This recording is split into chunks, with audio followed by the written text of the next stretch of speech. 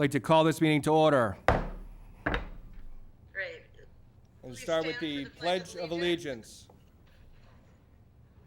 I pledge allegiance to the flag of the United States of America, and to the republic for which it stands, one nation, under God, indivisible, with liberty and justice for all. Thank you. Madam Vice Chair, if I may I read the public participation slide? Do you want to describe it or just leave that up there for now? I would just like to read through it once, just so everybody at home has an opportunity to hear it as well if someone wants to call in. So this meeting is being held virtually with members in attendance in person and/or remotely. No public attendance will be permitted. Public participation is not a question and answer session, but a time for your comments to be heard by the committee. To listen to this meeting at the above date and time, please turn into WMCT-TV, Comcast Channel 8, or Verizon Channel 34. For the public participation portion of this meeting, members of the public may provide comment by dialing 508-460-3503, extension 10121, at the time of public participation, which we will announce. If the line is busy or goes to a voicemail, please call back. After we end the public participation session, please do not call the number listed. For public participation, you can also submit comments in advance of the meeting via email to superintendent@mps-edu.org. Thank you, Madam Vice Chair. Thank you, Mr. Superintendent. So next on the agenda, presentation, FY21 school opening. Mr. Superintendent. Thank you. I'd like to thank the committee for meeting in the summer months for this important topic. The planning for this has been going on for several months as we focused on strengthening our remote platform and also preparing for an in-person return to school. We're still waiting for some critical guidance from the state. Particularly, we're waiting for guidance on busing. We're also waiting on guidance on our response to any student or staff member who may be positive for COVID, and what the guidance will say about quarantining classrooms and faculty or staff during that time period. So we don't have all the information, but we want to give the committee an update on our initial findings and at least be able to have the committee have a discussion and ask administration any questions that we can take back and work on. Next slide, Doug. Again, I just want to say that this is information that's being provided in a draft format to update the school committee. Items under consideration do need to be bargained at the local level.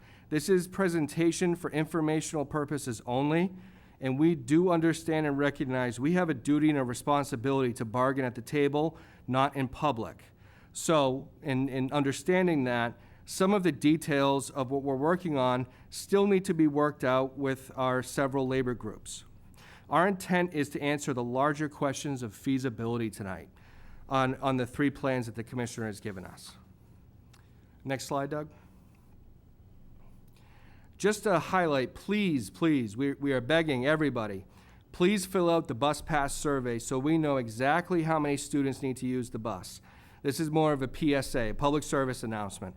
The information is absolutely critical for us to complete our plans for the fall with precision on transportation. We've had a good response so far, and I'm sure Mr. Diaz will talk about that a little bit later. I'd love to see us get that response rate up so that way we know exactly who's riding. We will be requiring a bus pass in the fall. However, we do not require a fee, and all you have to do is respond to the survey, and the transportation coordinator will get back to you. Thank you. So I just want to start out with some goals.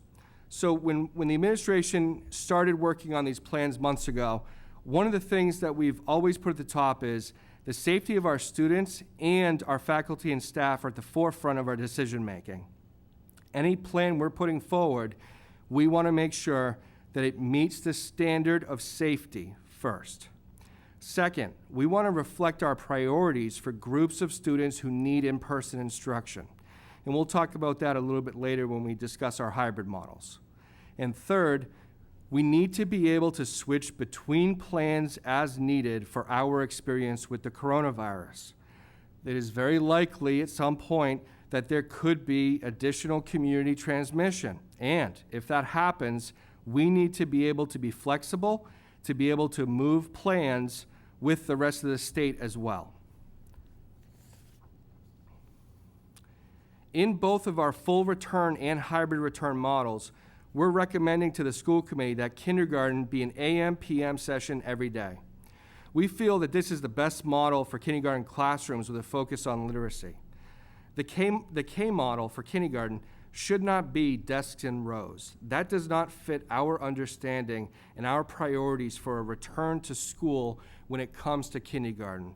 We want to be able to have an AM/PM session that more closely resembles the kindergarten experience as we know it and as we understand is beneficial to students. So what we know already, on June 25th, 2020, Commissioner Riley released guidance for districts. And the commissioner asked us to present 3 models for the fall: a remote learning, where students are 100% at home; a hybrid, where there would be an instruction week and a production week at home; and a full return to school. On July 10th, Commissioner Riley sent out additional guidance to superintendents and school committees to address the timelines for decision-making. Commissioner Riley asked districts to send all 3 plans to the Department of Elementary and Secondary Education by July 31st, 2020. So what I'd like to discuss and bring up for future discussion after the presentation with the school committee is a proposed timeline. Now, the commissioner did ask, and I want to be transparent, that we delay our decision-making into August. I feel as superintendent that might be untenable for parents, because we need to give them as much notice as possible on which plan we're moving forward with, so that way they can prepare for their own decisions when it comes to childcare options.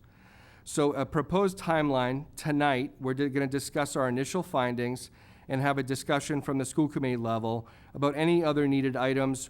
And then on July 28th, the administration is going to come back and present on the 3 plans: remote, hybrid, and a full return plan. There possibly could be a vote for which plan we're moving forward with in the fall on July 28th, 2020. That is at the school committee discretion. On July 31st, we would submit all 3 plans to meet the commissioner's requests, what he has asked all districts to do.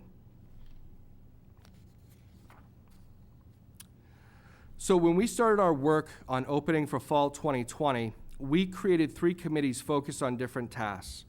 Mr. Diaz and Tom Platty, our instructional technology director, are leading the operations group.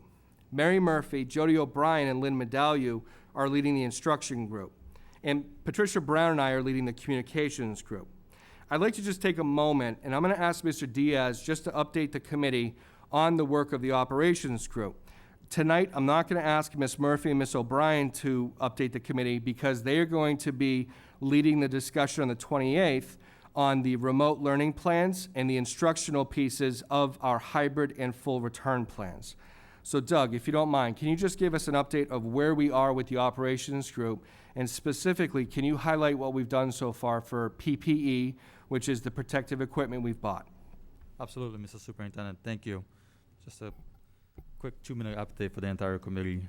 So the Operations Reopening Committee is focusing on the below priorities: addressing technology access to all students, transportation options under a full return and a hybrid model, food service operations under a full return and a hybrid model, staff safety protocols, student safety protocols, plans for cleaning and sanitizing school buildings, and hand sanitizing protocols.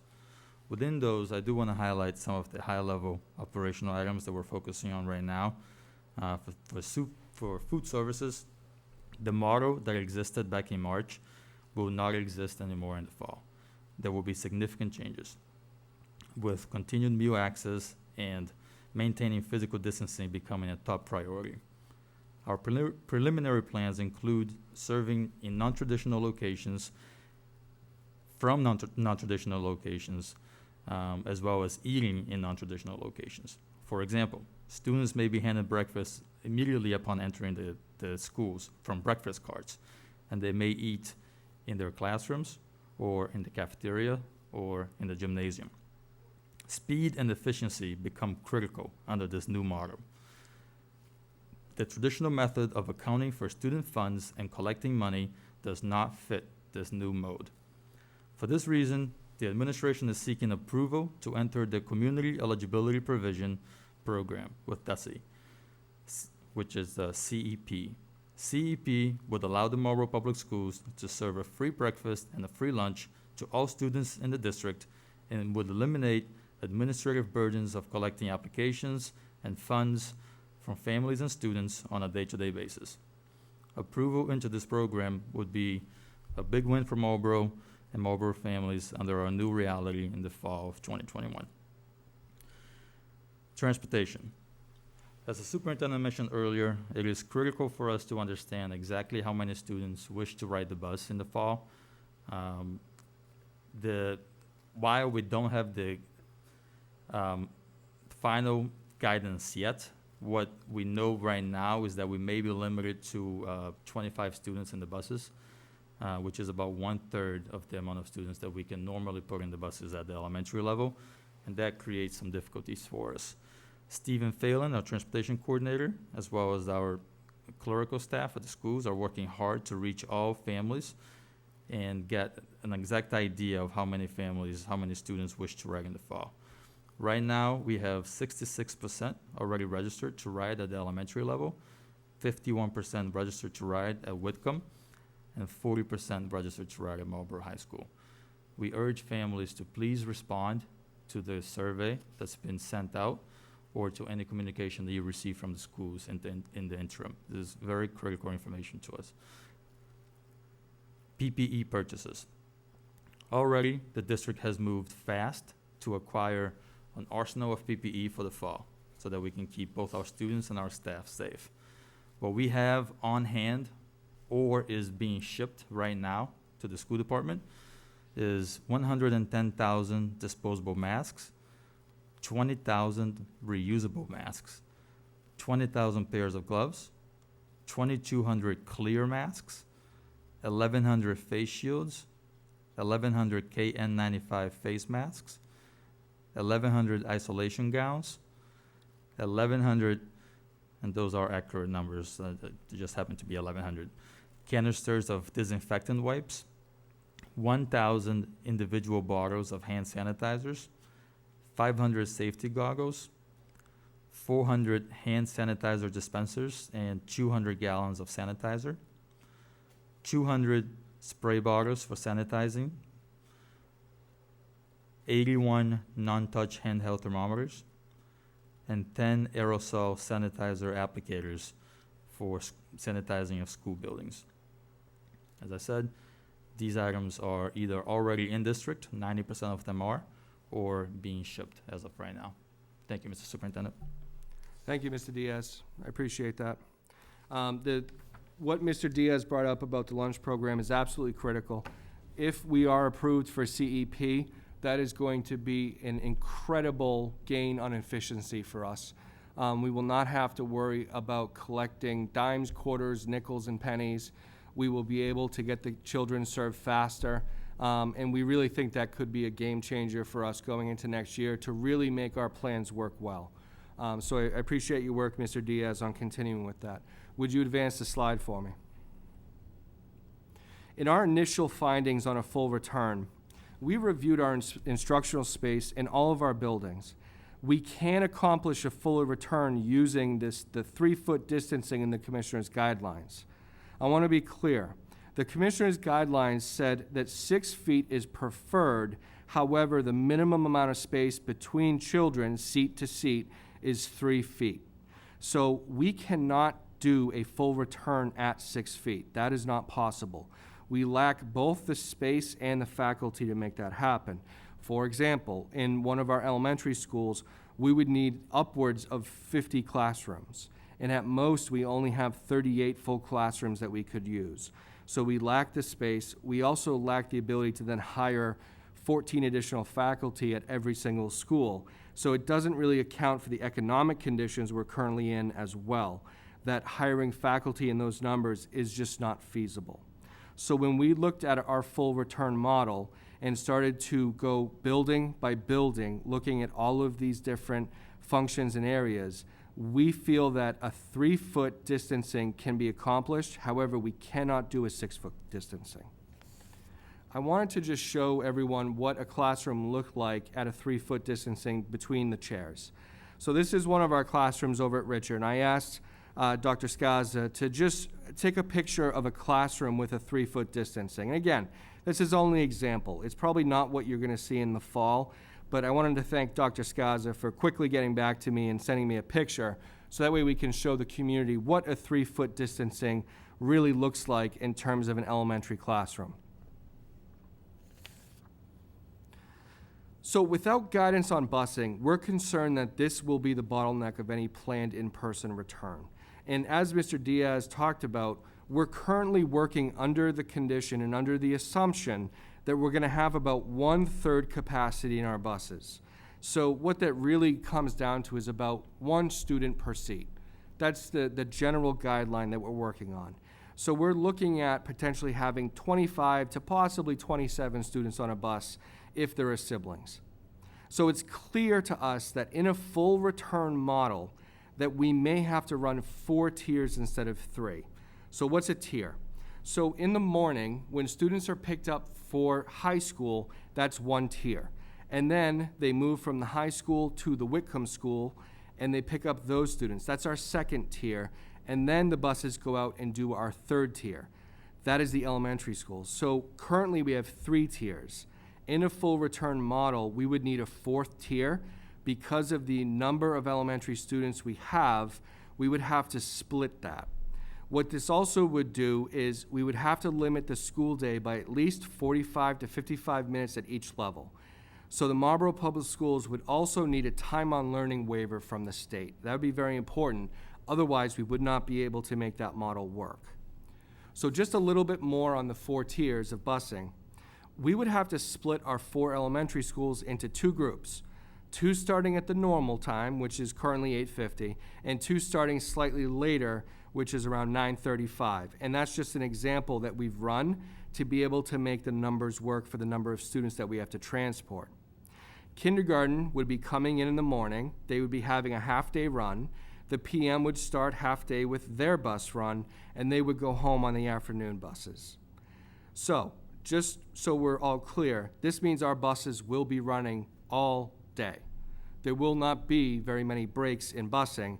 They will start in the morning at the high school, run 4 tiers, and then quickly thereafter, a couple hours, they would pick up their half-day runs for kindergarten, deliver the students, pick up the PM students and deliver them to schools, and then shortly thereafter start the process of having our high school students and Whitcomb students going back home. In a full return model, additionally, there's going to be a great emphasis on students remaining static as possible during the day. And what we mean by that is the students will remain in classrooms and the adults will be the ones who will be traveling more than the students. There will be exceptions for lunch and mass breaks. This will require, again, a lot more movement from adults and a higher use of technology in the classroom to remotely connect with students. This is also true for our hybrid models as well. There will not be a lot of student movement through the buildings during the day. I just want everyone to recognize, even in a full return model, we still, parents, I ask you to recognize that we still need to have your childcare options in place, even if we're in a full return model, in case we have to quarantine a classroom or teams of classrooms at the secondary level. We may have to revert to a hybrid or a remote option if we are in full return, should public health data confirm a community spread of COVID-19. So it's very important for us to continue to let people know that they're going to have options, and that should the information be presented to us, we may have to quarantine classrooms during the school year in a full or a hybrid return. I want to just get into a little bit of our initial findings with the hybrid return as well. A review of our instructional space in all of our buildings shows that we can accomplish a hybrid return using the 6-foot metric. In a hybrid return model, we'll still be looking at a shortened day so teachers can connect with their students at home. So we anticipate a shortened day, so in the morning, that teachers may be able to connect with the students who are at home on their production week. And that's really how we see this. We see this as an instruction week and a production week. And we want to make sure that we also maintain that connection on a daily basis for many reasons. One is for us to be able to take attendance and provide some level of accountability. We also want to make sure that the relationships are still building even in the production week and they have access to their teachers. In a hybrid environment, our administration got together and we believe that the following groups should be in school full-time, even in a hybrid model. So all special education students in a self-contained classroom, such as our Pathways and Connections classrooms, all of our EL 1 and 2, level 1 and 2 learners, all of our students in grade 1, grade 2, and grades 10 and 11. Early literacy is the foundation that must be built. And we believe with our AM/PM kindergarten model, and additionally our 1 and 2 grade students being in school full-time, even in a hybrid model, that we will build that foundation for those students. For grades 10 and 11, it's very clear that MCAS is not going away. The high-stakes test is back. However, some of these students missed an opportunity during the spring to take a test. We want to make sure that all of these students in 10th and 11th grade get as many opportunities as possible to pass that MCAS, which is the gateway to their comprehensive diploma.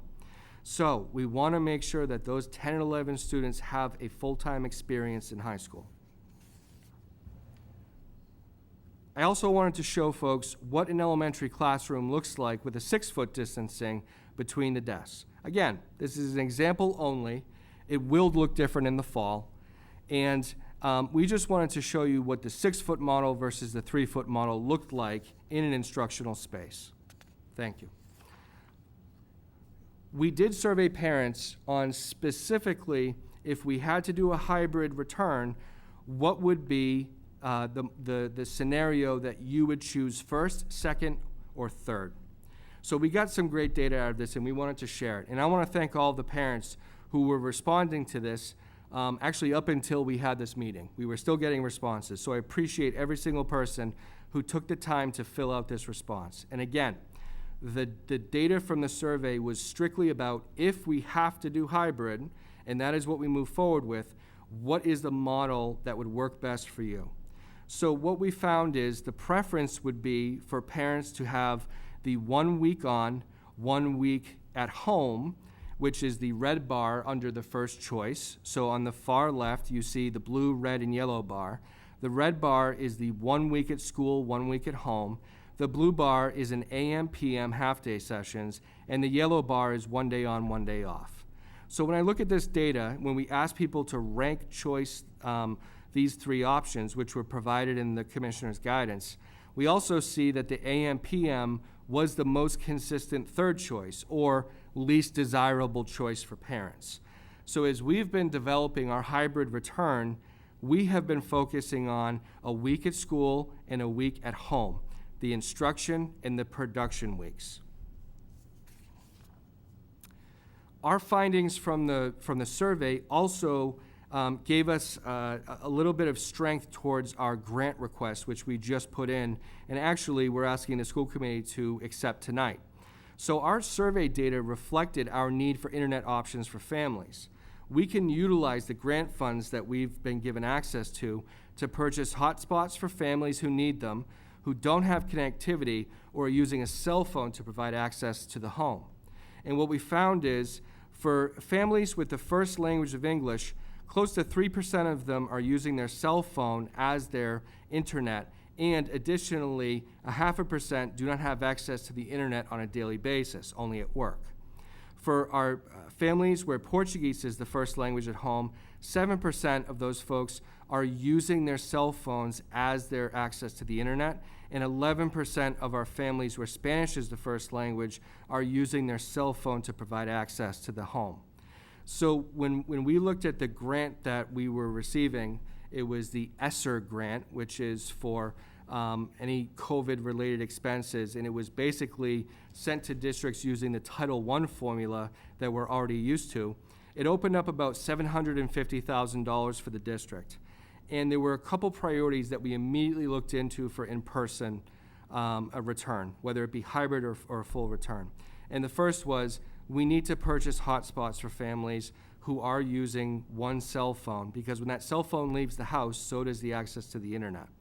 So we wanted to provide a hotspot for families who could not afford the broadband connections through a Comcast, a Verizon, or a satellite. Additionally, we're going to make sure that every family has access to devices through MPS at no cost. So if we are in a hybrid return or if we're in a remote, we want to make sure that every family has access to devices so they can perform their schoolwork. Additionally, in that grant, we asked for licensed practical nurses to be able to assist us in our school health offices. And that grant is actually in front of school committee later on tonight. So I know I've gone through a lot of information, and I just wanted to reiterate part of our timeline. So tonight, I wanted to go over some initial findings about the feasibility of the return plans. On July 28th, I'm looking forward to presenting a more fully fleshed out remote, hybrid, and full return scenario for the school committee. And then by July 31st, we have to submit that to the commissioner's office. For parents, please continue to watch your email inbox for updates. Please check back to the district website for any documents to be posted. Again, I'm going to ask you, please respond to the transportation survey if you've not already done so. It is very important to us. I just want to show folks on the front page of the website, so when you go to mps-edu.org, there is a link, a blue link that says Fall 2020 Reopening. And if you click on that link, that'll bring you to our website that we're placing all this information under. So you can actually look at the commissioner's guidelines, and we'll be posting more information as it comes available in public, so that way we can share it with you. I want to thank the committee for allowing me to take the time to run through our first initial findings and feasibility. I didn't know if there was any questions that we can answer at this time.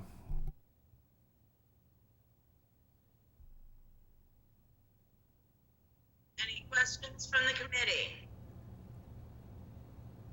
Mrs. Hennessy. Thank you very much. Thank you, Superintendent, and to all of the administration and staff members that have been helping on pulling things together. It's helpful to have this, although I think your key point about needing to have flexibility as we are moving forward is very important to highlight. A question that I do have that I'd like to make sure that we're all functioning on the same page. We might move forward on later in the month approving a path of how we want to move forward, whether it's a full return, a hybrid, whatever.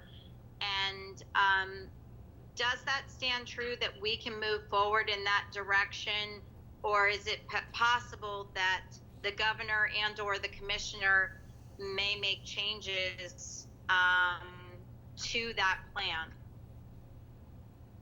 It's a great question, Catherine. I wish I had a better answer for it right now.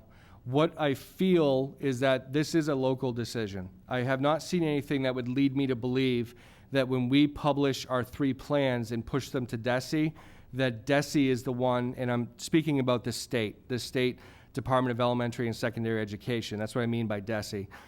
When we push those plans out to DESE on July 31st, I don't have an anticipation that they are selecting which plan. That, to me, is a local decision. However, your other point is well taken, and I should have mentioned it in my in my presentation, is that should public health data change, or should public health data tell us that we need to move our plan, there very well could be a statewide decision to move to one of the 3 plans other than a full return. That could very easily happen. And that would be something that would be out of our control, similar to the way that in early March, the governor shut down schools for 2 weeks, because that was what the data was telling him to do at that point. So I think your point is well taken, that even if we do select a model and we push it out to parents to give them as much notice as possible, that is our local decision. There are still state decisions that could affect that later in August.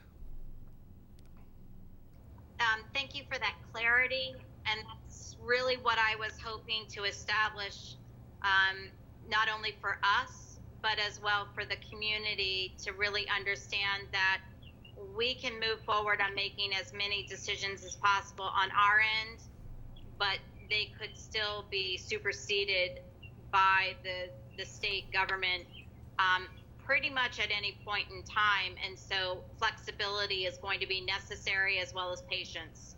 Yes, and Mrs. Hennessy, one of the things that you brought up is that we also need flexibility from the state to give us waivers. So in the full return model, what I had mentioned is we would need a waiver for time on learning. So what time on learning is a specific set of time at each level that we need to meet the state guidelines. However, in a full return or a hybrid model, we need a waiver for time on learning. Each one we need a waiver for, because we wouldn't meet the standard or static time on learning that has existed in the past. So although I do believe this is a local decision, it's not without help from the state, because we need them to grant us the waivers and flexibility to be able to run school in the fall as we see fit.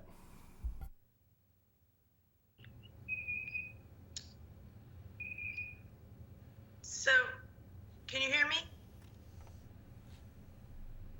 Okay, I don't know if other people are experiencing this or if it's my computer, but there's periods of time when your mic is coming in and out, and it also happened when Doug was speaking. So I don't know if the TV station can do something about that. I'm not sure.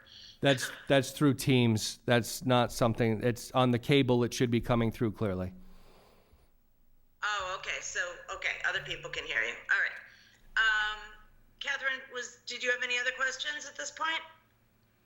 Well, my only last question is really at a point that I think you were heading to, Mr. Superintendent, and you might have said it when you cut out, was not only about that waiver, but relative towards attendance, which you had mentioned during your presentation, that attendance information is going to be really critical unless we, again, get waivers from the state about not having to take attendance. So where that would be obviously something very different than when we were needing to work at home the end of the school year. I think it was being handled quite differently at that point, and we may have to move forward on trying to track attendance when we would have potential, if we were to have the hybrid model or even full-time at home, where we would really need to be tracking attendance, correct? Absolutely. So there'll be some changes to either the remote or the hybrid model that were not in place during the spring. One is we will be tracking attendance. Two, the second is there will be grades and there will be more of an accountability structure for the work to be produced. So that's two changes that, last year the commissioner put out guidance and he did not address the grades. He actually wanted us not to be grading at most of those levels. Whereas this year he's very, very, I don't want to say stern, but he's told us very clearly his expectation is that there will be grades for anything that happens in the remote environment, whether it be fully remote, whether it be hybrid. Yeah, that's something that the remote environment will look different than it did in the spring. Okay, and thank you. Those were some of the main points that I wanted to make sure that the community was really hearing through this presentation, even though obviously we don't know where we're going to go at this point. So thank you very much. Thank you. Mr. Superintendent, I just want to clarify though, in a remote environment, however, or if we're in school and there is a breakout of the disease and folks have to go to a remote, there's going to have to be some attendance waivers granted, because if students are not in the mode of education that we choose and we have to change, that affects attendance. Right, and you, Madam Vice Chair, you bring up a good point. So one of the accountability functions for districts is called chronic absenteeism. And if students are absent for 10% or more of the school year, that is actually a negative accountability feature for a district. So my hope is that the department will understand that if they will give us flexibility in determining attendance, even in periods of time where there's a quarantine. So our hope would be, even in a quarantine, if the faculty member and the students are, healthy and they're just being quarantined, that we could still have a remote environment, and that would count towards attendance for school. Otherwise, you are correct. That actually could be we could be penalized for doing what the public health data tells us to do, and that's not where we want to be, and that's not something that we're going to promote. So I look forward to the state giving us some guidance on those types of attendance issues, so that way we don't get penalized in our chronic absenteeism accountability function. Excellent, thank you. One other thought that I had on, understanding more information is forthcoming, but when decisions need to be made, should there be illness in the buildings, I'm presuming this is going to be decisions made in consultation with the Board of Health, correct? Yes, what I'm hoping for is that the state guidance has already been vetted through the Department of Public Health, so that way it will go not only to superintendents, but also Board of Health in the Commonwealth. So that way we'll have the same guidance. Over the past, I want to say 4.5 months, we've developed an excellent working relationship with our Board of Health, and I thank John Garside for everything he's done. Many, many late night phone calls between John and members of the staff and trying to track down as many cases as possible, and they've really done an excellent job, and we have to keep that working condition the same, and we look forward to that. The Board of Health has been really helpful to us in helping us kind of devise and follow through on what we're doing. So I appreciate that relationship, but you're exactly right. The guidance we do receive needs to address what are we going to do in these different scenarios. So that way we can have one statewide approach to it and not 351 different approaches to this. Excellent. Any other members? Oh, Mrs. Hennessy again. Sorry, switching gears a little bit, we're talking a lot here about our busing situation, the cleaning and safety situation, and the students. May I ask a question relative to staff, recognizing that you articulated quite clearly that we need to go to the bargaining table to have many discussions about things. Is this something where there has been any guidance coming from, say, DPH about, PPE gear items to provide safety for the staff? What the commissioner did was release a list of PPE items that districts should be purchasing, and that is what Doug has already gone out and gotten. I mean, that's Mr. Diaz has already gone out and bought the PPE that we need to be able to run schools. So the commissioner did give us a list of PPE to purchase. Okay. Great. Okay. Thank you. Thank you. Mrs. Matthews. Thank you. First of all, I want to thank everybody who's been participating at every level through this whole time, putting these groups together and working on these plans. I think one of the things that the community has to be cognizant of is none of us have a crystal ball. None of us, we're all doing the best we can. I think if I speak for the superintendent on this, we all want to see every child back in school as much as every parent does. But I hope that for parents' sake, that parents who have the ability and have had the ability to have some flexibility in their schedules with their employers, that they are also having conversations with their employers, because there is going to be a time, I'm sure, that there's going to be a change that has to be made. And while we all can put down every plan, and say we're going to do X and Y and Z, and all of a sudden, week 3, something changes. We know it's tough for everybody, but we just hope that people are having conversations all around, and that's why we're trying to be as transparent as well with as much of the information. But, as I think everybody has said, please have some patience, please have some conversations. If you have questions, we're all here to answer them through the superintendent. Would be the best place to start, because that's where they're gathering all of the information. But this is all new for all of us. Nobody here has done this before, and we can hope that nobody has to do it again. But we really need to be aware that nothing is perfect, and we're all doing the best that we can. So, and thank you everybody who has done everything to that end. Thank you. Madam Vice Chair, if I may, I just wanted to say thank you to many, many, many of our faculty who have been spending multiple times per week in groups with Ms. Murphy, Ms. O'Brien, Mr. Diaz, myself.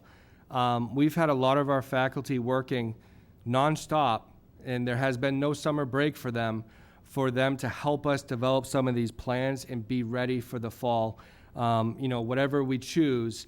And I just want to say thank you to all of them for all the hard work they're doing, because honestly, it helps us create a much better plan that's ready for you, the school committee, and also the parents. So again, thank you to the faculty who have been spending a lot of time with us over the summer. I'm sure that wasn't there when we looked back in January. They were looking forward to a summer break, and a lot of folks have been spending a lot of time with us in Teams and Zoom meetings. So thank you again. Any other members? Questions for the superintendent? Hello, Mr. Caruso. Hello, everybody. How are you? I have a couple things. I'm trying to wrap my mind a little bit more about the models we're using, Mr. Superintendent. The first question I had was because it came up with a conversation I had. If we go to a full-time model and we have parents who just don't want to send their kids back to school because of concerns about health or whatever, what happens then? Thank you, Mr. Caruso. So the commissioner has put out some guidance that says that if there are parents who want to keep their kids home, that the districts will have to provide a remote model. At this time, we're still looking into options for that, whether we provide it with our own staff or whether it's something that we purchase and have the parents and students log into outside and separate from MPS. I'm confused how that would work we know what we want our kids to do going through our system. How would that necessarily always dovetail with what we're doing going through our system? That actually would be a question for the commissioner, because he's the one purchasing it.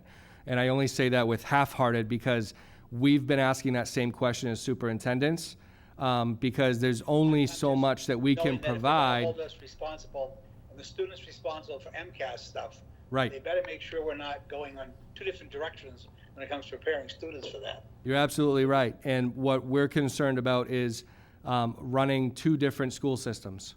And that is certainly a problem for everyone. We need, in both the full return and a hybrid model, we need 100% of our staff in person. So when we look at that, there isn't a lot of time for us to have a remote option, and we have to figure out, that's something that is a little bit of a curveball for us, to be honest, how we're going to provide those remote options for students whose parents do not want to send them to school. And that's something that we're working on right now. Now, in the week, let's say week on, week off scenario, there would always be kids in school during the week, right? 1 week would have kids in school. There'd never be a week where there would be no kids in school. Am I right in that assumption? So there would always be kids in school. They would be split up into 2 cohorts. With the exception, Mr. Caruso, about the priority groups that we identified, Right, those priority right. groups would be in full-time. So if there was 20 kids in a American History 1 class, 10 would be in, maybe, and 10 be home?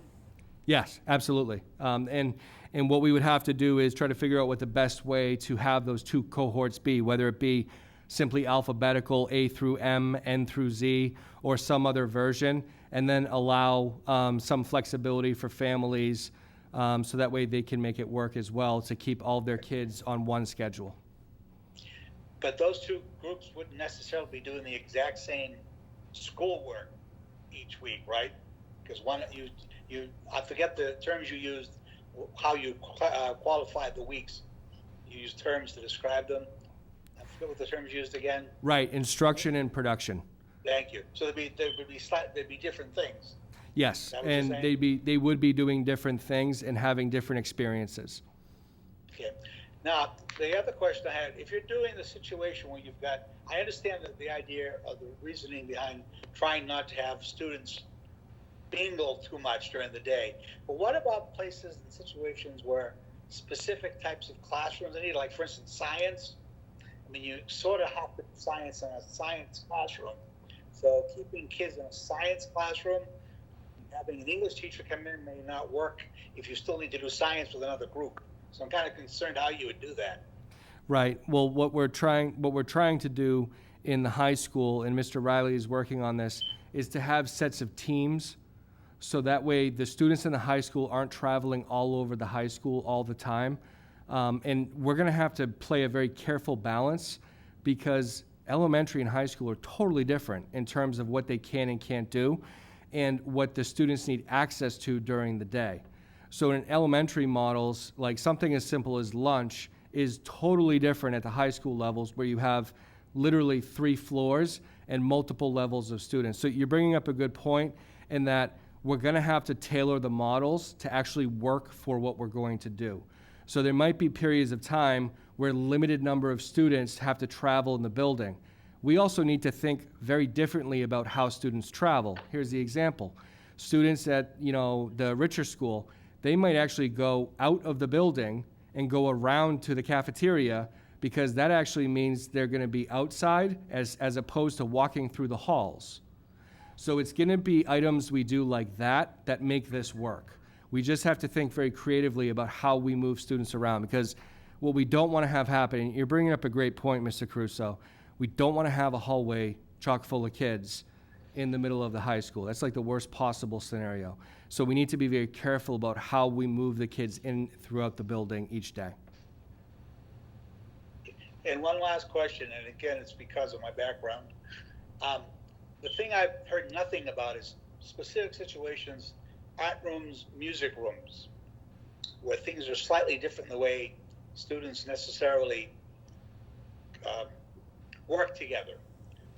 Is there any guidance? I've seen nothing that mentions anything like that, especially since all I've seen is that they don't want anybody singing or playing instruments so far. Matter of fact, I think I heard one school system was being told they should cancel their music program for the year. So I'm just curious about what's the dynamic there? Is there any thought being given to that now? Great points. We have not received a full guidance on music education, and that's a really good point. Music is a wonderful part of our district and a wonderful program for the students to get involved in. But you're exactly right about what you brought up. For example, they are strongly recommending absolutely 0 chorus-type singing activities, because they know that is an event that spreads a lot of the droplets and other things like that. They're also advising At this point, I've only heard this informally, not in writing, but a lot of brass instruments, they're also saying aren't a great idea right now. So I know Mr. Rosenthal is looking at the music and how we do that. And I would say that in the fall, I would probably, A, we're not going to be scheduling any concerts because we won't be able to bring people together. Right. But B, there are other musical opportunities that kids can get involved in. For example, whether it be strings, whether it be percussion, or other instruments that you can do safely with your mask on. So that's one option. And the second is we can look at the production week and see how can we leverage the newfound expertise that we have in this environment with Teams and Zoom and other things to be able to give kids small group instruction on their instrument. That might be something that we can really excel at and make it a positive for the district instead of a negative. But you're right, there has not been a definitive guidance on music. And when we look at art and some of our other specials, it's going to be difficult because we very much invested in the community and getting a brand new building. And one of the things I walked around and told parents last year was we're going to not have to have art on a cart. But now, unfortunately, the art teacher has to come to the classroom. The kids can't be traveling around the building. So those are going to be some issues that we're going to have to resolve when it comes to scheduling. You're bringing up a good point, and no, we have not received formal guidance on those issues yet. And also, I do have to say, because you're bringing that up, I also have not received a formal guidance on athletics either, if that was going to be a question. I don't have that yet. You cut out, Mike. You can't hear you. We have not received a formal guidance on music, art, or athletics. Yeah, all right. It's just that I think especially at high school level, some of those kids, it isn't just, it's an activity, it's a creative activity, but some of them actually have career plans that include those activities, and to not have them really is a serious impact on literally on their education. So that's why I'm concerned about that, because we have a lot of very good students that have left Marlborough and gone and done some great things career-wise, musically. And I'm not interested in music, because my first question, when I read it, remember, was about science room, just so everybody knows that I don't think about music and how we do that as well. Point taken, Mr. Crusoe, point taken. That was it, thank you. Thank you, Dan. Any other committee members? Questions? Comments? Okay, seeing none. So, thank you. More to come, for sure. Much more to come. Yeah, and I'll just put a plug in just to say thank you for including those members of us who have been privileged to be on these committees. The work is important, and it's important for school committee members to be, working in conjunction with the administration on these issues. So I appreciate including us in the process. No communications, correct? And your presentation suffices as the superintendent's report? You don't have anything else to add? Correct. During these summer meetings, I'm not going to produce a superintendent's report. I'm just going to provide the presentations on updates and have that take the place of it. Okay. You cut out there. I wasn't sure if you were done talking.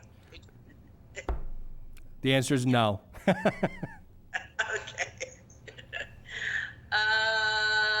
Minutes of the June 23rd, 2020 meeting. Motion to approve. Motion made and seconded to approve. Any discussion? Seeing none, so I will take the roll call. Mr. Geary. Yes. Mr. Caruso. Yes. Mrs. Hennessy. Yes. Mrs. Ryan. Yes. Mrs. Matthews. Yes. And yes for me. Minutes are approved. Public participation. Public participation. We're just gonna Anyone put from the the, public, the instructions, oops, that's not the instructions, wrong one. we're gonna just The get that slide up. It's instructions just gonna will take 1 second. Okay. The instructions will be on the screen in a moment. Here we go.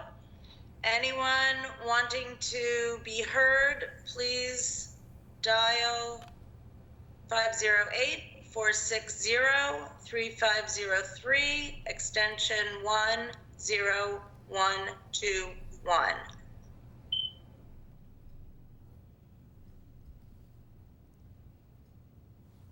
This is public participation.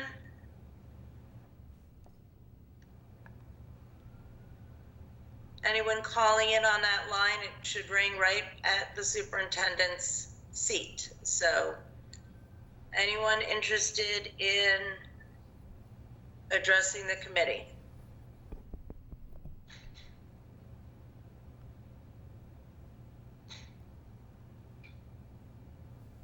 Public participation.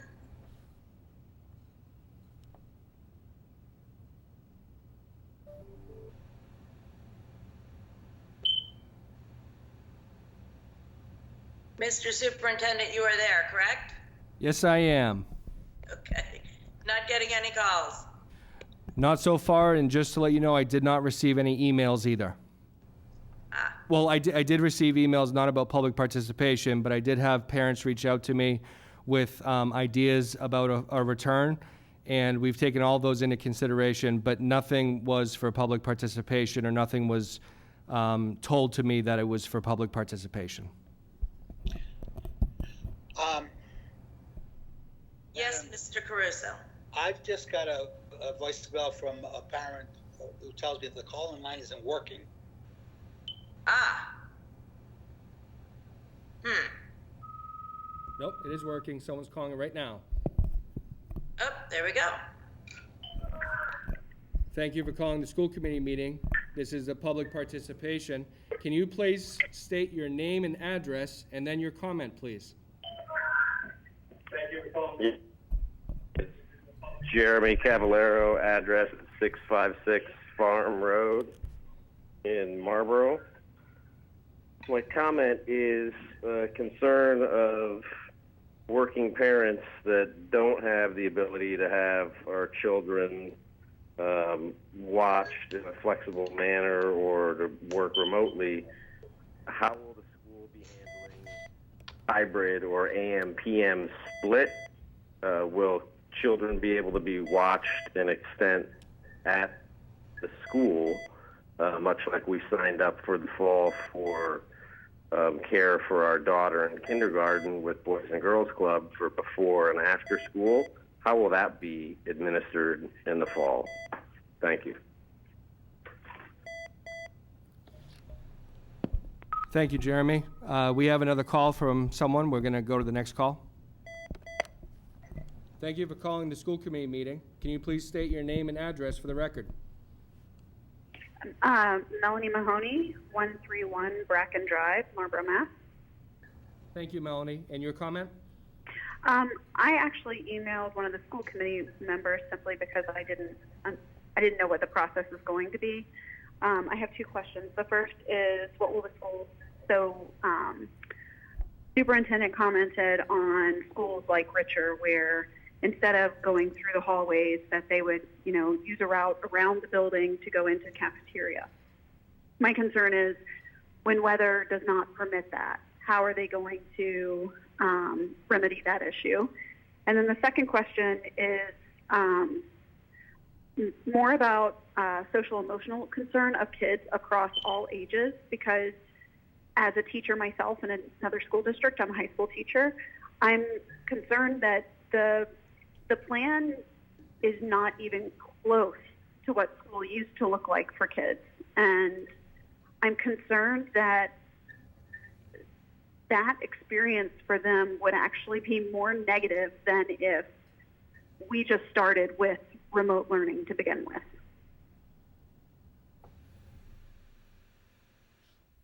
Okay, thank you, Ms. Maroney.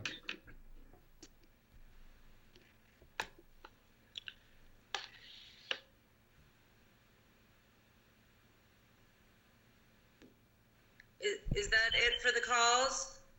It has not, the phone has not rang again. Okay. So we know that public participation is not a two-way conversation. Not all families understand that. I'm concerned that the public, when they ask questions in this format, we now know that that's the questions, and how do we go about making sure that some semblance of an answer can get back to them? Should we suggest that they email us? What is your suggestion, Mr. Superintendent? So addressing Mr. Carvalho brought up 2 points that I heard. I was just taking notes. One was the concern for working parents who don't have the flexibility in some of the models that are being discussed. And his second was, how is the before and after school going to function even in these different models? I will let the committee know that I am meeting tomorrow morning with Chris Dwayne, so that way we can discuss some of the before and after school. But just to let you know, they are running a summer program right now at Kane. So that is going on for Boys and Girls Club.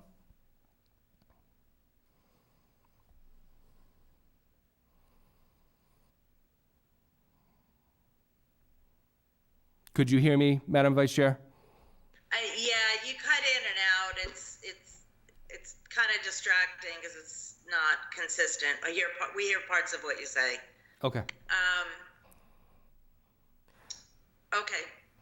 And for Ms. Maroney, she obviously is concerned about what happens when it gets colder, or we have, later in the fall season, the ability to move students around. Absolutely, we're concerned about that too. And we will have time over the fall to be able to look at how we can move students independent of each other throughout the building.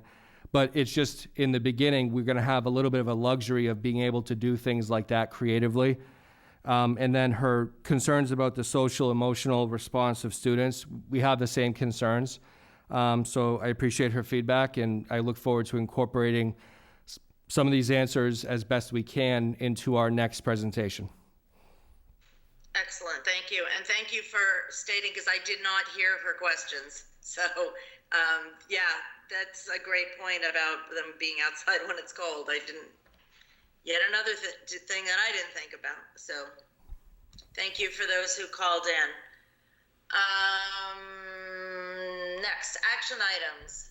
So, our first action item are those two resolutions that MASC had put forth for consideration.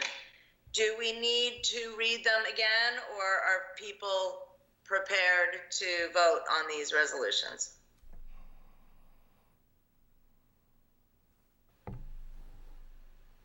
Anyone? Does anyone want me to read the resolutions? I think they seem to be a lot simpler than in previous years, so I'm ready to vote. I don't know how anybody else feels. Yeah, well, these are in addition. These are new ones that came up because of the state of affairs. But I agree with you relative to some of them that we get for the November meeting. These are a little bit more straightforward. I agree. Okay, so I have a question. Yes, sir. Question. Do we read them just so the public knows what we're voting on, or? We can do that. I mean, I've read them previous meetings, so I'm That's happy. fine. I'm happy to do that again because different people are watching.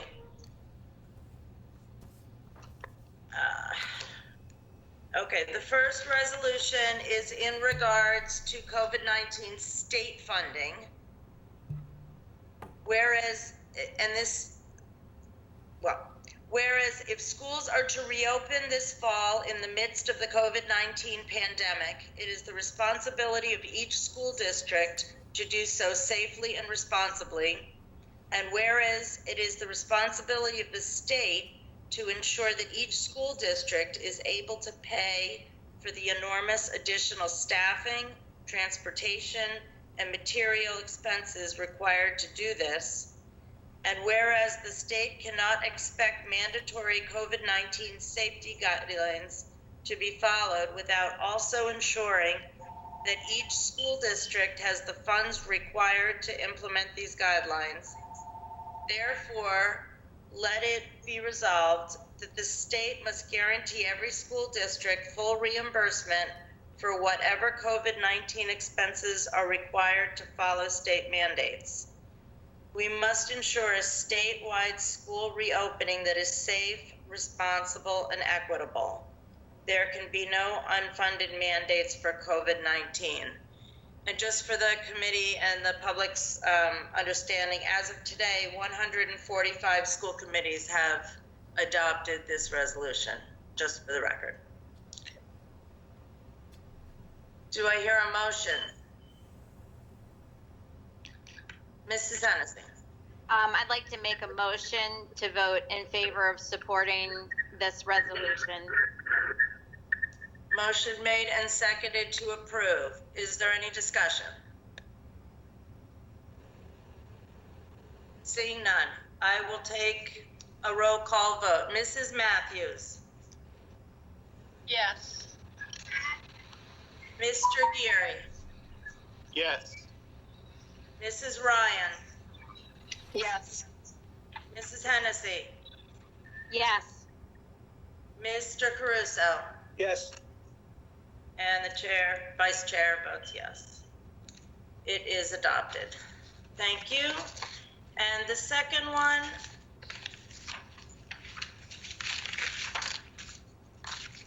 came later. This one, school committee anti-racism resolution.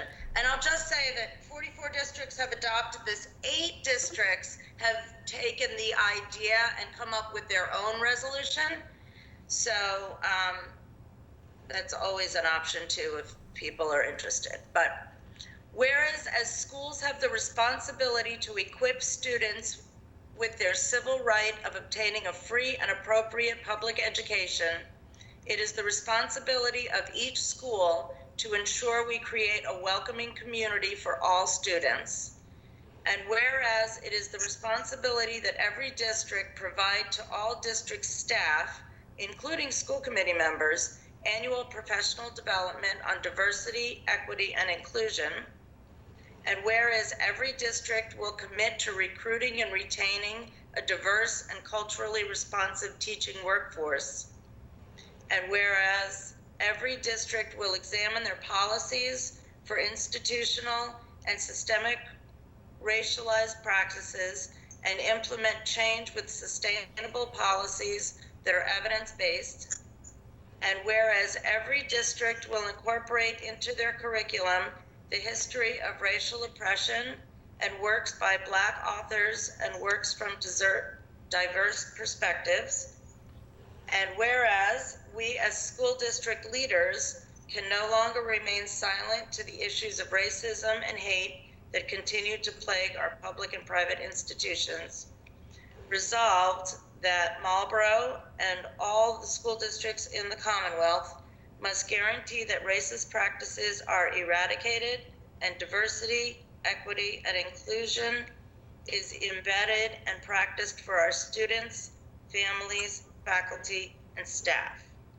We must ensure our own school culture and that of every district in the Commonwealth is anti-racist, that acknowledges that all lives cannot matter until Black lives matter.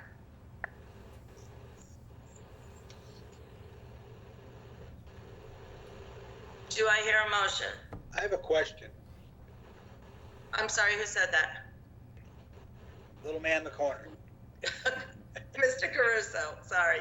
The 5th line down, 5th whereas. Do we do this now? The curriculum one? Yeah. I can't answer that. Mary, do you want to respond to the curriculum question? Mrs. Murphy. So could you just read that and just, I want to make sure that I am Speaking to on, yes. Of course. So 1, 2, 3, 4, 5. Whereas every district will incorporate into their curriculum the history of racial oppression and works by Black authors and works from diverse perspectives. So we have a project that's going on right now. So the focus of oppression is embedded in multiple areas across our curriculum, especially in social studies lens. But right now we're creating a review process for all curriculum for looking for bias. It was embedded in our curriculum review process, but we wanted to be more explicit. And it was a requirement to do it annually at the classroom basis, but we're expanding it. So part of that is when we identified an elementary literacy program, that was one of the focuses we looked at through making sure that it reflected the culture of all of our students. The math curriculum, that was a lens we looked through. So we're doing it step by step. I wouldn't say it's completed, but it is absolutely one of our priorities. I'm sorry. No, go ahead. I want you to understand, I'm not opposed to that sentence. That's not why I asked. It's just that, are we putting ourselves into a position of doing something we have not done yet that may cost us money we haven't thought about? I just want to make sure we're going to be able to do what we say we're doing. Absolute area of priority that we have been and will continue to be focused on. All right, thank you. I would like to hear a motion so that we can open discussion, because I have a question also. I'm sorry. That's fine. Would you like to make a motion, Mr. Caruso? Yes, I move that we approve the resolution. Marlborough School Committee approve the resolution. Motion made and seconded to approve. So my question is regarding the professional development. I'm curious what plans are going forward. I know that there has been, diversity trainings in the past, not an issue, but for the school committee, we have not, and that is something that, I think makes sense for us to look into, particularly as we are embarking more on seeing things through the lens of equity. It's important to be really clear amongst ourselves. What does that mean, and how do we actually do that? And I would like to see some professional development for us to be included in at some point going forward. But Mrs. Murphy, can you speak to that? So we've been talking to, we started talking to some people from UMass Memorial last year about increasing a focused diversity training with a cohort, and then building a foundational training for all, and then targeting cohorts to build our capacity. The other piece that we're looking at is we've been doing the data coaching for the last couple of years. Our recent trainer has somebody that has a focus on looking at the data through the anti-bias lens. She has agreed. We're very excited. She's coming back in January because we were hoping for in-person at that point, but we'll be doing another cohort of that as well. So that connects our looking at our anti-bias through a lens with our data and PLCs, all in one, under one umbrella. So those are the initial steps that we're looking at right now. And the superintendent's conference tomorrow is focused on diversity and looking at, looking at that issue. I expect your school committee would be as well, right? I think they just canceled that, though. We definitely have opportunities that will be coming forth through MASC, but I think also it makes sense internally for us to have some work that we can do together. I think, going forward, we're embarking deeper into this, and I know that, with our focus on equity in all our decisions, I think there may be policy implications coming down the line for the way we operate. And in order for us to be prepared for those conversations, I feel like there may be some training that we might need to do. But we can get guidance from MASC on that as well. I would love to, when Eminetta comes back and does the training on looking at the formative assessments and how we plan instruction through those lens for students, I would love to invite you also to come and sit in on some of that, to hear some of the conversation and the lens that she brings to that. Because I think it really makes us rethink assessment and instruction and look at it slightly different. And I think that is something that we all need to be questioning our practices. And I think she does a really, really good job of having a structure for those conversations. Excellent. I would love that. And, Thank you. Madam Vice Chair, if I may comment. Yes, I'm sorry. Is that Mr. Superintendent? Yes, sorry about that. I don't want to be the bearer of bad news, but I do believe the November MASC conference is not going to be happening. So point well taken about the professional development opportunities, because the normal time that we spend each year may not be available to us. So I think we have to look at some other avenues for additional professional development. Thank you. Agreed. And I, being on the board of MASC, I can tell you definitively that the November conference has been canceled. We are in the process, however, of looking towards a series of ways that we can provide some of that professional development, through a Zoom format. Obviously, it wouldn't be a 3-day event, because that would be a little unrealistic to sit in front of your computer for 3 days. But there will be forthcoming ways to gain some of that professional development going forward, for sure. So we have a motion on the table. I will call the roll. Mrs. Matthews. Yes. Mr. Geary. Yes. Mrs. Ryan. Yes. Mrs. Hennessy. Yes. Mr. Caruso. Yes. And the chair votes yes. Excellent. Thank you very much for your consideration of these and for the beginnings of fruitful conversations.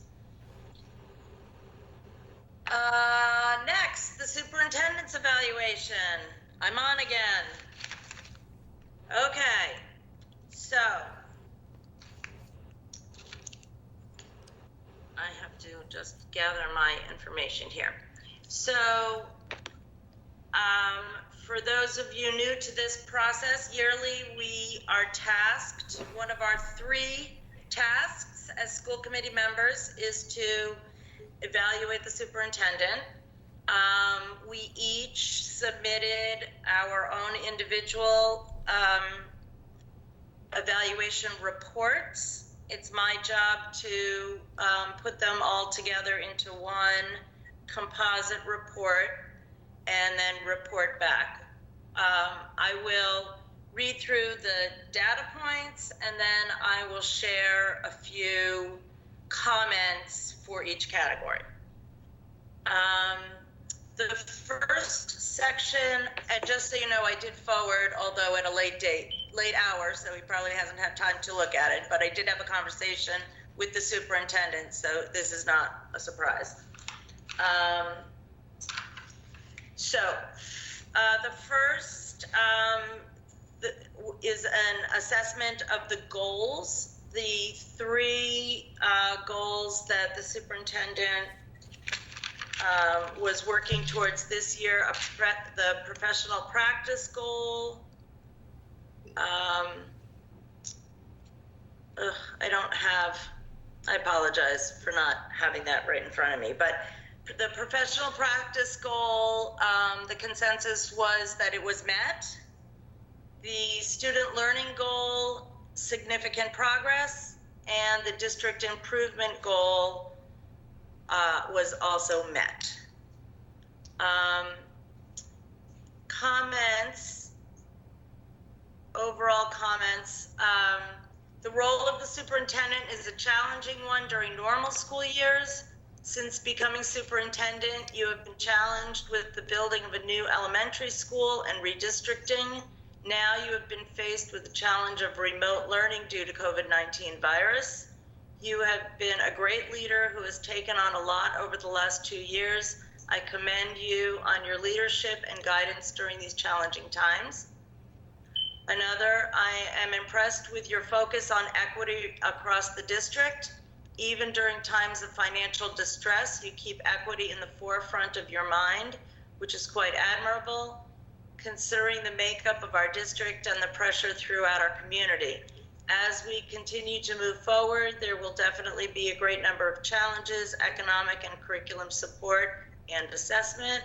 My hope is that we are working collaboratively to solve moving forward together. And one more, prior to the shutdown, Mike's leadership was by far on the path towards more exemplary levels in his tasks, especially when it came to the oversight of the new building, under budget and done earlier than planned, redistricting staff and students amongst 4 elementary buildings, ensuring educational and technology equity across the district through thoughtful fiscal decisions, and finally having set the district up for what we hoped would be the highest budget in years, to only have to figure out how to make it all work with the least amount of changes in challenging times. So those are some overall comments. And then there are 4 sets of standards. The first is standard 1 on instructional leadership. Across the board, proficient on all of those counts. I'm sorry, I wanted to point out some highlights on the goals. On the district improvement goal in particular, 3 members rated the superintendent had exceeded the expectations. So that was a nice highlight. And then also exemplaries in some of the standards, which I will point out later. Overall, the committee is proud of the work that you led around redistricting, from decisions to hire the principal in advance, to communicating a plan that was focused on equity, using feedback from the staff as to their wants, and letting the staff know in advance of the students that were going to be redistricted, all really important things that took place. Okay, so for standard 1 on instructional leadership, again, opportunities for growth overall, around curriculum and instruction, ensuring and maintaining high standards across the board, and supporting principals in that goal. But overall proficient in that. 2 comments. Instruction is the only area that needs improvement, one that the superintendent has willingly made known that he agrees that this needs to improve with boots on the ground monitoring and supporting principals. As far as curriculum, I do believe that the superintendent is a bit between needs improvement and proficient, mostly because there are some inconsistencies in delivery relative to measurable outcomes, specifically in some of our AP classes.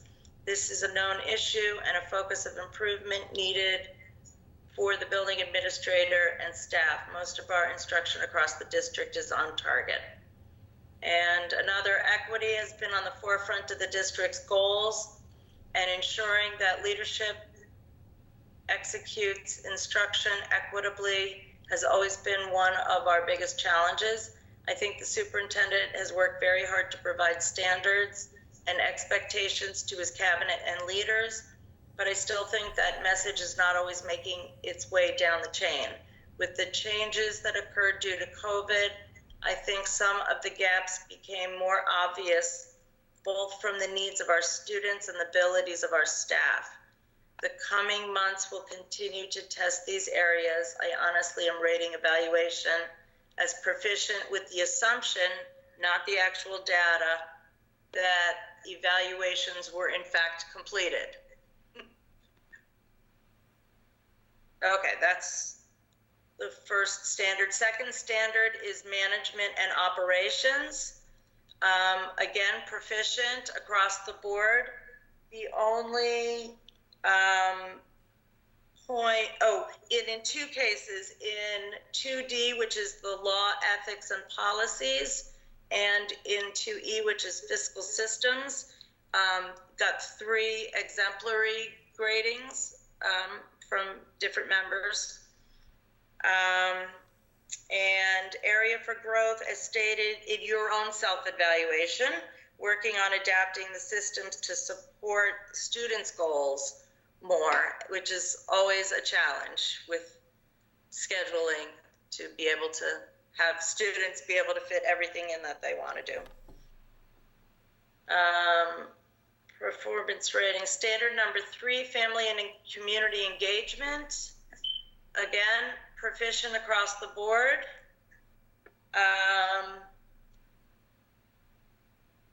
With one area around sharing responsibility. Both, I saw comments both regarding delegating more, sharing responsibility with other staff members, not necessarily need to do everything yourself. And then also, which I think you touched on as well, is kind of engaging families in the work, and how do we share the responsibility for student learning, both with the families as well as in school faculty and staff.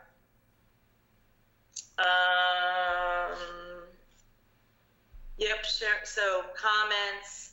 Oh, you know what? I didn't read the comments. Ugh. Anyone want me to go back and read the comments on number 2? Do we trust that the superintendent's going to read them? I promise to read the comments, Madam Vice Chair. What's that? I promise to read all the comments, Madam Vice Chair. Okay, I apologize. I'll read one nice one from 2, though. Mike has established a well-oiled machine. His cabinet, which has proven to be a very complementary group that works very well together with the goals of the district leading the way. His greatest strengths lie in compliance and finances, and he has continued to learn about all aspects of the systems each day. That's a nice one. So back to number 3, the sharing responsibilities. The superintendent has some amazing staff and supportive school committee ready to assist and collaborate. More improvement is needed in relying upon the strength of others to help, so the superintendent does not need to shoulder all of the responsibility. It may be more out of concern for things meeting his high expectations, and I believe is being made to best support the students, but there are many around to help. And the 4th standard is professional culture. Again, proficient across the board, with the one area which kind of ties into some other areas around just cultural proficiency. And it's a challenge for all districts, and we are not immune. Cultural proficiency is an area that not only does the superintendent, but additionally the district and community have work to do. Our community has changed and is continuing to evolve, and we need to work to evolve with it. I believe that we need to all really roll up our sleeves and work together on this issue. Another, as previously stated, Mike's own level of commitment, high expectations and standards should be highly commended. The challenge is how to develop those same beliefs in those around you. We as a whole community need to ensure that we are respectful of our ever-changing community and diversity and do whatever it takes to ensure that whatever challenges we face, we do them well. We are not the city we were even 5 years ago, and will not be the same in 5 more years. We must learn to adapt and grow. Another, I appreciate that you repeatedly say that you make decisions based on the best interest of the students. The fact that the redistricting plan places equity first really backs that up. Promoting culturally responsive learning environments and school cultures that affirm the individual differences of both students and staff will always be a challenge. I think you have done a great job outlining your expectations. And one more, being intentional around developing culturally responsive learning environments with staff and supports that are equipped to meet the academic and social emotional needs of the students and bringing in family involvement. So the bottom line is proficient across the board, and it is my duty to send that information through TeachPoint to Desi, which I will do today. Thank you very much for the feedback. I appreciate that. You are welcome. And we are in fact charged to vote on this and to adopt the summative evaluation report. Do I hear a motion? Motion to accept the report. Motion made and seconded to accept the report. I will call the roll. Mr. Caruso. Yes. Mrs. Ryan. Sorry, yes. Yes. I was going to say, It wasn't working. I see your lips moving. Mrs. Hennessy. Yes. Mr. Geary. Yes. Mrs. Matthews. Yes. And the chair votes yes. Thank you. Okay, and we have one donation gift, Mass Desi FY21 113 Desi Education Emergency Relief Fund, the ESSER Grant Fund, $745,603. Do I have a motion? Motion to accept. Motion made and second to accept. Mr. Geary. Yes.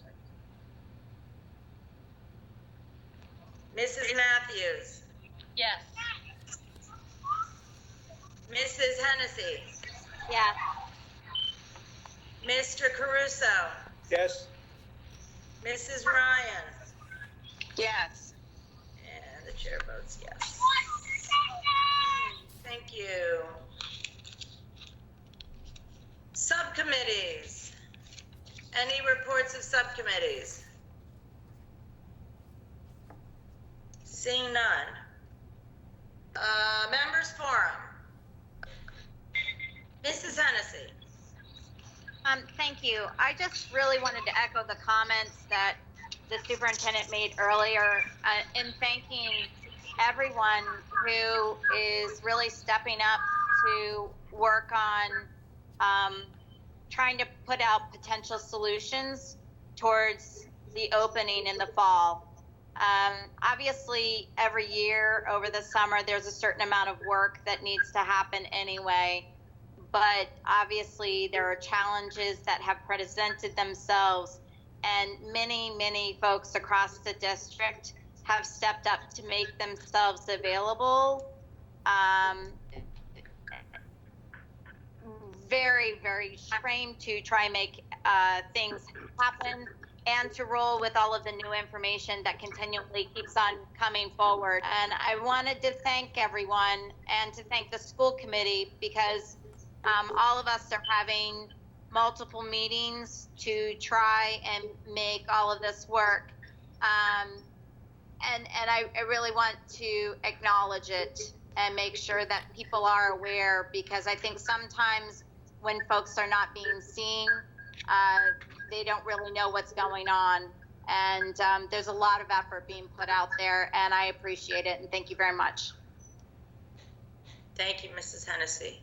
Anyone else? Mrs. Matthews. I did receive the warrant from Mr. Diaz tonight, and I will be reviewing it and signing it tomorrow. Excellent. Mrs. Ryan. Hello. I just would like to welcome Eileen Barry to our meetings now. So welcome, Mrs. Barry. Thank you very much. And for those in the audience who may not know, Miss Berry is the new MEA Union President for this coming year, and that's why she will be sitting with us. Excellent. Thank you. Anything you'd like to add today?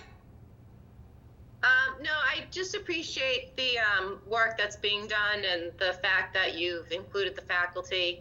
And I know I've sent several emails to the e-board over the last 24 hours, so we're doing our best to, keep ourselves informed too, so that, coming from the MTA, giving you that information so that we can continue to work together. Excellent. That's how we make it work. It's all about communication, right? That's right. And it's been great for the last few years, so we want to keep it going that way. Excellent, as do we. Any other members wishing to be heard?